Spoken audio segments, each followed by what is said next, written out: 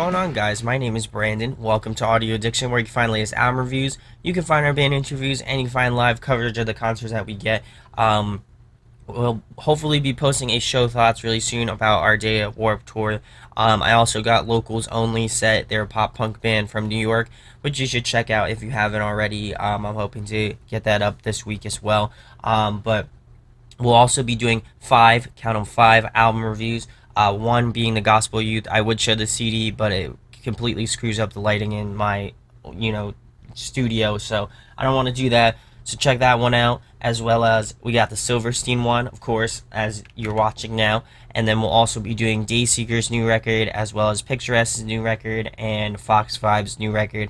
Fox Vibes is a instrumental sort of progressive rock band, and we did an interview with him pretty recently, and that will be going out probably at the end of this month. So definitely check that out if you get the chance to. So if you don't miss out on anything, make sure to hit that subscribe button. Also make sure to hit that like button as well. And if you enjoy us a lot, there's a notification bell. Make sure to click that so you don't miss out on any of the cool new videos that we post, pretty weekly. So definitely check that out. So without further ado, we're going to be talking about Silverstein's new record, Dead Reflection.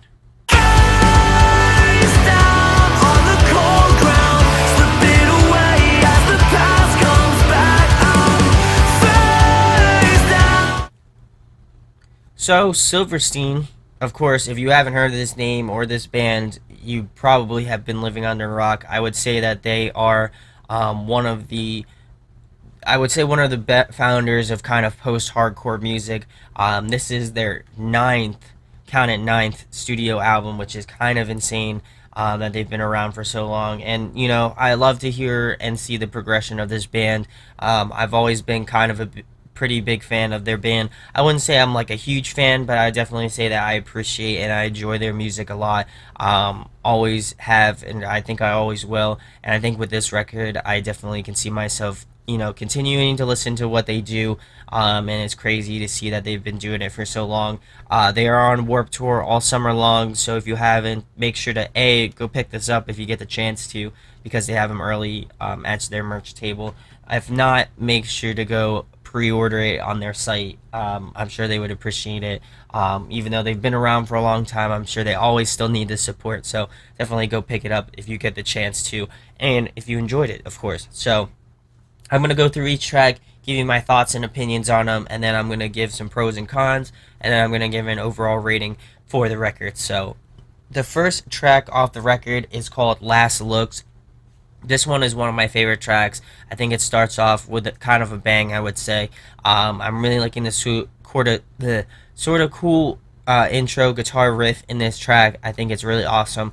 I definitely feel like Shane hasn't disappointed me over the years just in terms of vocals. I feel like his balance of cleans and screams is something to always admire, at least in my opinion, and I think they're always great. I would say a lot of people can debate upon that, but he's been doing it for so long, and I feel like with each album he progresses more and more, and I always love to hear that. So I definitely feel like this track has more of a darker tonality to it, which is kind of different for them, I would say. I wouldn't say they have too many like darker sort of tracks. I know somebody will probably point them out to me, but I definitely feel like that's something to know, as well as I would say that this track in particular feels much heavier than the previous work. I know that if you haven't checked out the video on Rise's YouTube page, they had a little documentary about this album that they just released, Dead Reflections. I draw the blank for there, but definitely talks about them trying different tunings and stuff of that nature, so you can definitely tell that they have experimented a little bit more. I'm really enjoying the breakdown at around the 2-minute mark, and I definitely feel like it's a great opener track. It has great energy to it, and again, I feel like it kind of entices the listener to get more into the tracks and hopefully listen to the rest of the record. So we're going to move into track number 2, which is Retrograde. This one is one of the singles that they released. I think at this time of recording, they have released 4. I don't think they'll release any more, because usually 4 is the max anyway. But This one has a great bounce to it, a great groove to it, I'd say. I like the back and forth between the screams and the cleans. I think that's always super solid, especially in the verses. I think that's where it kind of takes off. I definitely think the chorus has this sort of hugeness to it, and the lead guitars add that sort of little bit extra that you need in this track. In particular, I like this sort of spoken word part in the bridge. I think it's really interesting, and I also feel like it kind of leads well into the breakdown part. I definitely feel like this track feels much closer to their more recent work. This is how the wind shifts, and probably I forget the other one after that one. I'll probably put text above my face or something like that. But it kind of reminds me of those two records. In particular, just the guitar style and just the sonicness of the tracks. I would say it feels very much like their older stuff. So, or not older stuff, feels very much like their newer stuff that they've released so far. So, we're going to move into track number 3, which is Lost Positives. This one is another single that they released. And is one of my favorites as well. I'm really liking Shane's vocals in this one. And just a little bit of guitar at the beginning. I think that's really solid. I like that he has kind of those softer moments. I kind of wasn't sure of how the song was going to go. It sounded really soft at the beginning, and I thought maybe it was going to be more of a mellower track, but then, it kind of kicks in and gets a bit heavier, after that in terms of the verses and stuff. But I would say overall, I feel like the level of kind of heaviness, I feel like it kind of borders it between that sort of like mellowness and a little bit of heavy, kind of plays back and forth with each other, which is kind of cool. Definitely liking the chorus a lot. It has this huge sort of anthematic sound to it, and feel to it. I definitely like this track. I feel like it has a bit of ambience to it as well. That just kind of adds this sort of cool space to the track. I definitely feel like the bridge was a focal point in my opinion. And I think they added some cool sort of synth, I guess, piano-esque stuff into the mix of this track, which is definitely a little bit of a different spin for them, but I feel like it works in this track overall. So we're going to move into track number 4, which is Ghost. This one was the first single that they released. I'm 100% positive about that. They released it well along the lines before they, announced any sort of record, which we all thought probably was just going to be a single to kind of like, hold us over until the record, and just not be a part of like the new record, which is interesting that they chose to do that. But nonetheless, I think it's really solid. Really liking the cool sort of intro riff. It reminds me a lot of sort of Beartooth. I know that they have become pretty good friends with Beartooth, and I can definitely kind of hear that assimilation between the two bands. I definitely feel like the verses feel a little bit bland to me, in my opinion. They don't have really a lot going on. I do like Shane's vocals. I do like how how it goes, but it just doesn't have that sort of punch that I was expecting from a lot of the other tracks that have released or that I've talked about now. Have that sort of great energy to it. So I feel like this one just lacks a little bit, in my opinion. The gang vocals are definitely a cool little touch as well, and I definitely feel like it lacks that sort of pull that Silverstein songs typically have. I wouldn't say that it's necessarily a bad song. I do like the breakdown a lot as well, but I just like that overall pull that I expect from this band. Obviously, this is their ninth studio record, so I feel like they have a lot riding on them. I wouldn't say like crazy, but I would definitely say that they have a little bit of reservations. I mean, it's their ninth record, so I would say that to me, I feel like they got to come out guns blazing, and this one doesn't sound too bad, but it definitely doesn't have that sort of pop to it that I'm expecting, like I mentioned. So we're going to move into track number 5, which is Aquamarine. This one is one of my favorites as well. This track really has this sort of unique feeling to it. I feel like it combines a little bit of old Silverstein with sort of the newer flair of Silverstein as well. It just has that sort of nostalgic feeling to it that really brought me back to like their older sort of roots, like almost like, I wouldn't say like arrivals and departures, but maybe like man, I'm just really bad with names today. But it definitely has a sort of old school feel to it.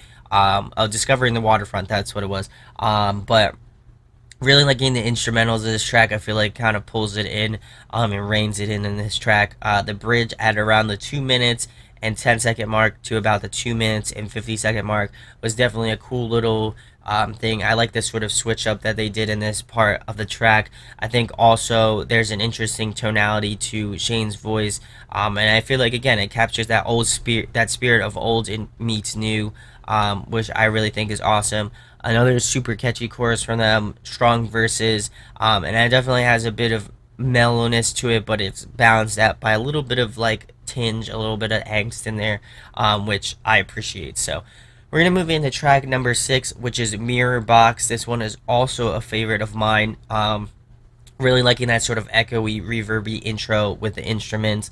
I think that's really kind of interesting, and I feel like it kind of separates the track from the rest of the album. I would say so far the tracks have been pretty diverse. There are some tracks that again like Aquamarine that have that sort of old nostalgic vibe, but then they have tracks like Ghost and Retrograde that kind of remind me of newer style Silverstein. So I feel like it's all over the place, but again, I feel like it's very confined to what you know and love about Silverstein. So let me get back to Mirror Box. I really like that the bass has a bit of prominence to it. Especially in the verses, I feel like it kind of carries its own and has its own sort of merit in this track. I definitely think this one has some more mellower verses, and then they're paired with more aggressive sort of choruses. So that I think that's really interesting as well.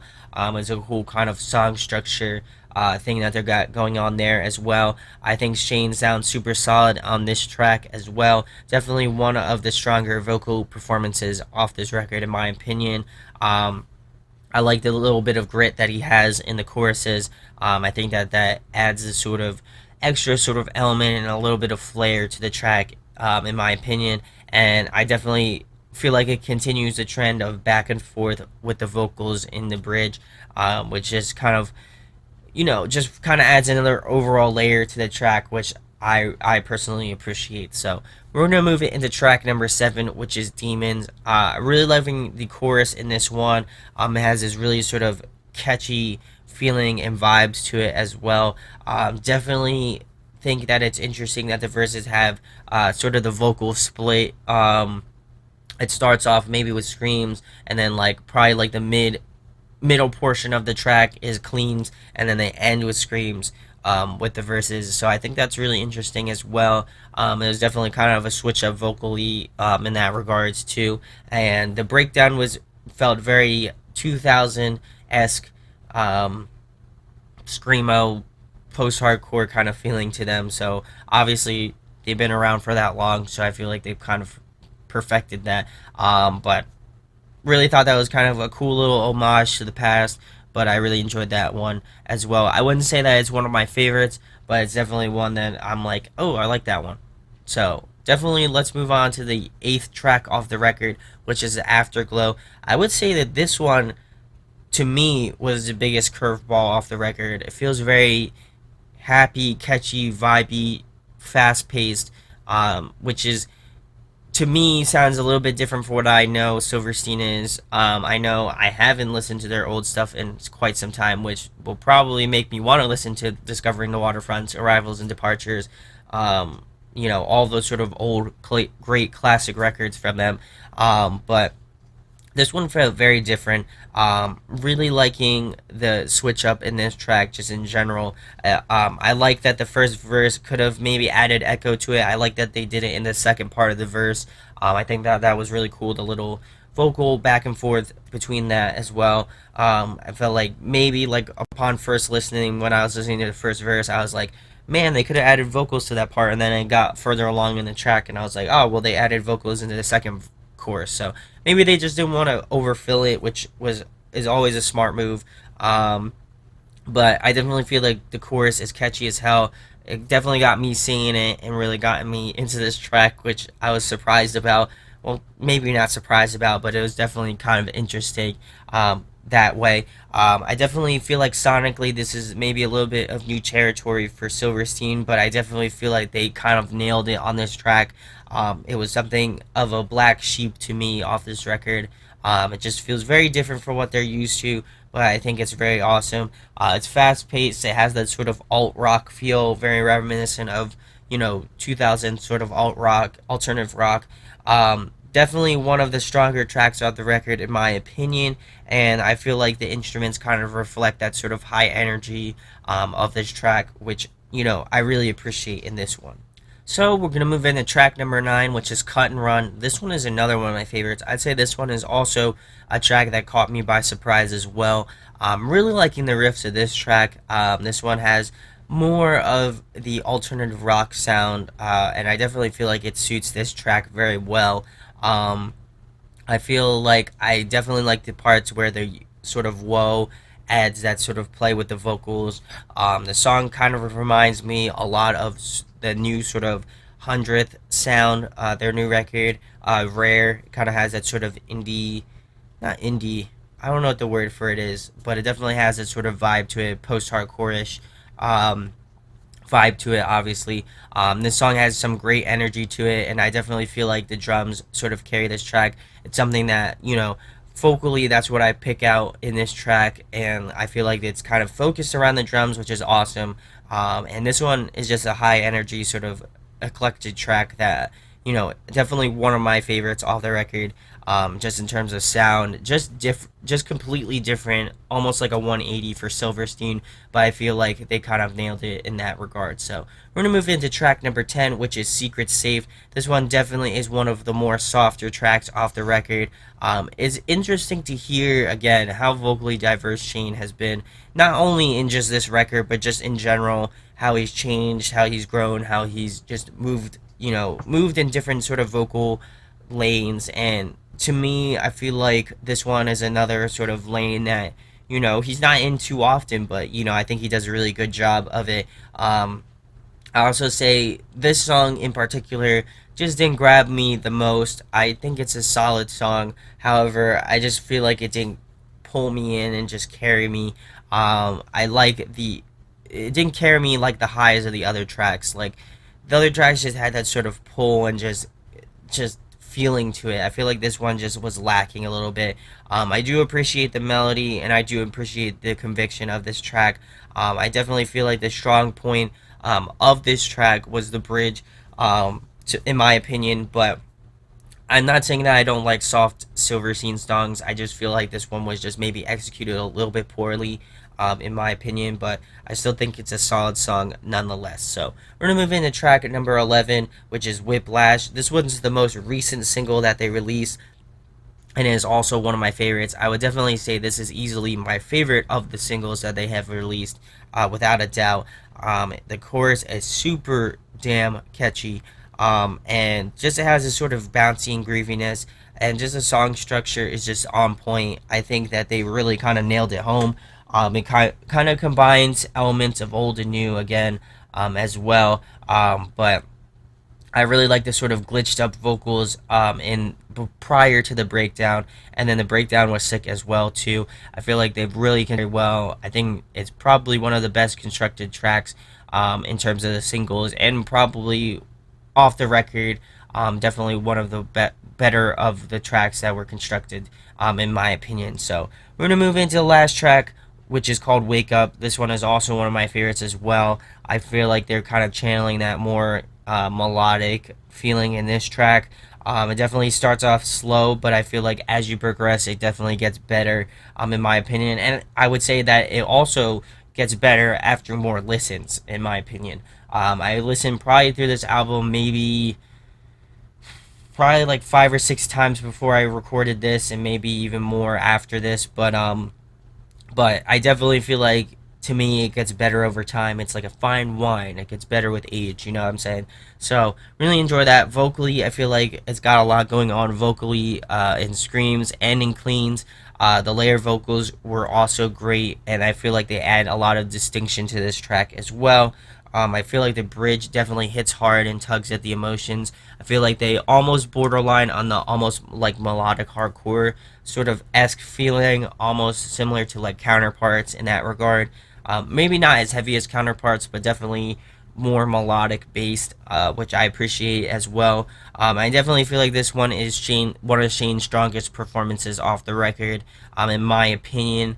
It just has that sort of just emotional pull and tug, very reminiscent of "Sick and Disgusting" for me from Beartooth. That track I hold in high revere.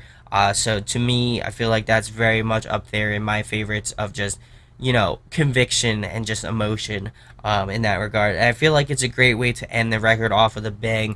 I really feel like this is probably their strongest effort to date, in my opinion.